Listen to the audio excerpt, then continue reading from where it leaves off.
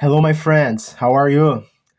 Well, I hope you're fine. So, today we are going to speak about a topic very important in the month of June. Yes, we are going to speak about mental health. More specifically, mental health. This month of June, we observed this important topic. Yes, we discuss about the importance of take care, yes, the healthy, the importance of talk about mental health issues, especially about men. Yeah, because if you see the studies about, yeah, we can see men are less likely to seek for help. So because of this, we are going to study about that and we are going to try understand, yeah, why this happened. And the most important is this to have the conversation. Okay, so let's watch now a video and we can discuss about this. Yes, let's see. The mental health struggles many men in this country are facing, especially among certain demographics.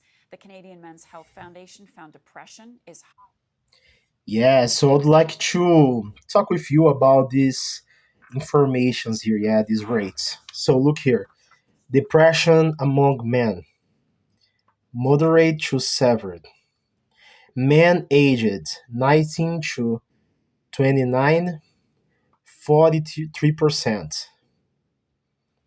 It's complicated as this age. I imagine it's a period of the life that we are trying to find answers. Yes, we are trying to make our base, financial base, family base, yes, relationships.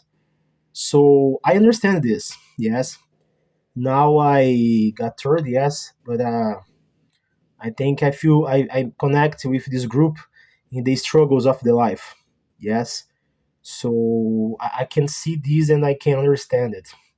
Racialize, man, it's other point. Yes, we uh, have some particular cases, particular circumstances that affect racialized people. Yes, so makes sense these numbers. Yeah, gay or bisexual man, 28%. This is other very delicate topic. Yes, because usually homosexuals, they, again, I'm not part of this group, I cannot speak um, for them, but of the experiences I have seen around me, friends, yes, co-workers that they belong to this group, I can see, yes, how hard it is to fit in this society, yes. And in the church, I would like to say more about the church, yes. My friends of the church, that they suffer a lot inside and outside of the church, and they don't see like they fit. But more specific in the church, many cases this depression lead them to suicide. Yeah, because they feel like they don't fit in this universe. Yes, so it's a number to consider. Right? Consider, yes. And broader male population, 18%.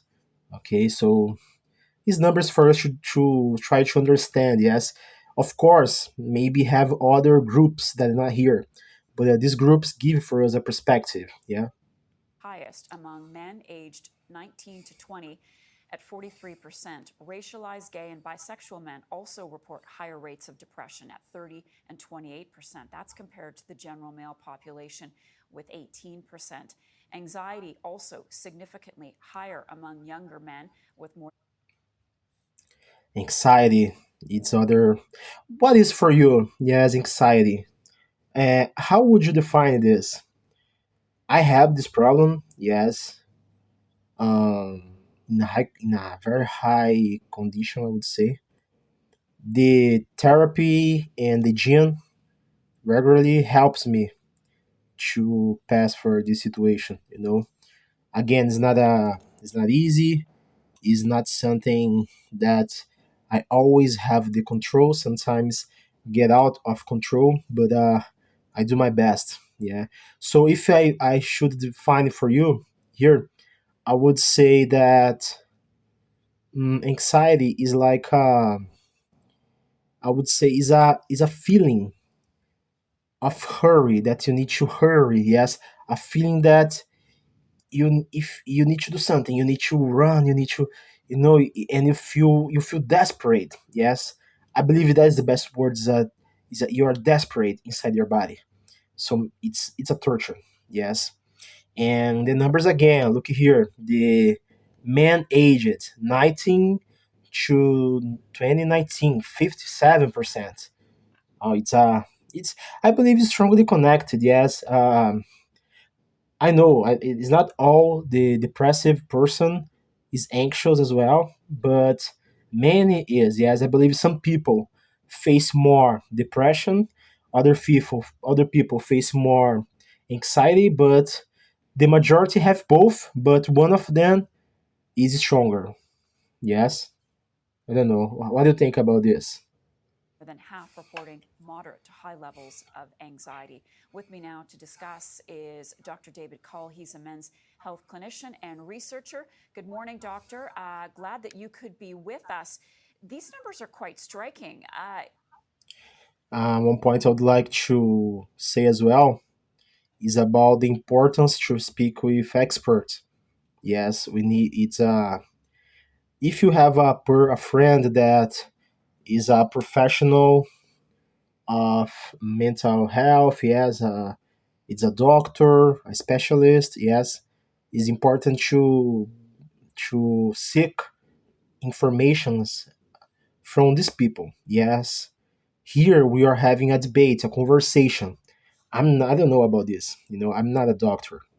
I am an English teacher, so and a math teacher, yes, and I'm bringing just the conversation here.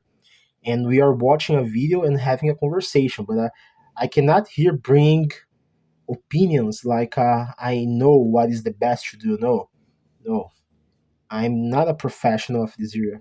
It's important for us to listen the people who are prepared, yes, for this. How alarming are they to you? Well, they're important to us. The whole purpose of the study was to create an awareness of what's going on with regard to anxiety and depression amongst men in Canada. And so these results indicate that we can't ignore this. We need to pay attention to the three groups that are now demonstrating the high levels of anxiety and depression, because they can be treated. We can do something about this. So it's important for us to be aware of that. To be aware, are men overlooked, would you say, doctor, when it comes to conversations and discussions around anxiety and depression? Great question. We do know that women probably ask for get help and talk about it Before he finish, it's interesting as the this impression we have now. The doctor, he's confirming, yes, that men seek less for medical help, and we need to understand it's possible to control these conditions. Yes, sometimes we give up. Yes, I have depression, and okay, I will live with that. Okay, you will live with this all your life, but you can find better ways to live besides this. Yeah. as commonly as men do.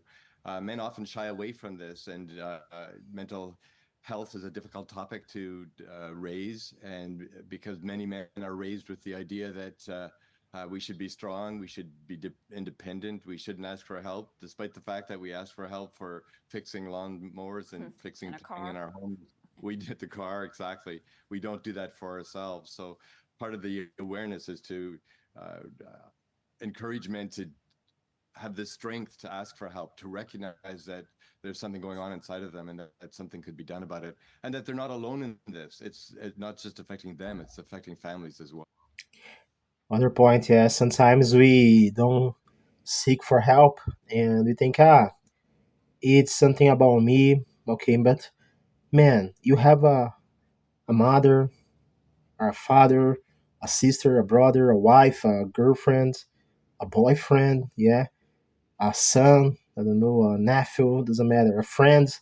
The people around you will be impacted as well. We need to consider this. We cannot ignorate this. Our mental health doesn't impact only us. It can impact more people, people that we love. Yeah. Well, Let's dig a little deeper. Why are more racialized and gay or bisexual men suffering from anxiety and depression? uh, it's definitely a topic that needs more investigation and more understanding. It could have to do with, which could also be similar for the 19 to 29-year-old groups, it could have to do with identity. It could have to do with a sense of belonging. It could have to do with how to, for racialized men, how to, if they're immigrants, how do I fit into a new culture? How will I provide for my family? How do I belong as a Canadian? And it's also for young men and gay and bisexual men, does it have to do with identity? This is study gives us an awareness. It also gives us a sense that we need to do more work around this to make sure that we don't paint all men with the same paintbrush, and that we understand what their causes might be and what might be contributing to their experience. Doctor, do you get the sense that more men are open to treatment now? The sense of belonging, yes. The racialized people, the homosexuals, yes. The this feeling, yeah, that I don't fit in this group, in this community, that can destroy our mental health. Yeah, I believe we need to discuss about it. Than perhaps they were even 10 or 20 years ago? I think it's changing, which is very positive, and but there's still room to try to diminish that social stigma. So yes, I think there are more, and hopefully that it is a trend, and that it will continue to change. Because as I've said, something can be done about it. Doctor, thanks so much for your time. Very well, my friends. So we finish here the video. I would like to finish making a question to you. Two different questions, one for a man, other for a woman. If you are a man watching this video, how is your mental health? And how is the mental health about the men around you? Reflect, please, about that. And if you're a woman, how is the mental health of the men around you? Yes, in this video, we are focused a little bit.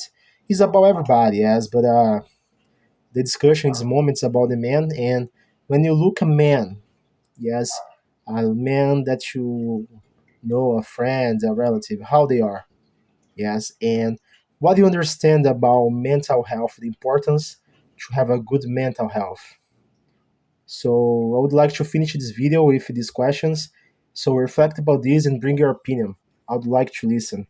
Yes, so bye bye, see you.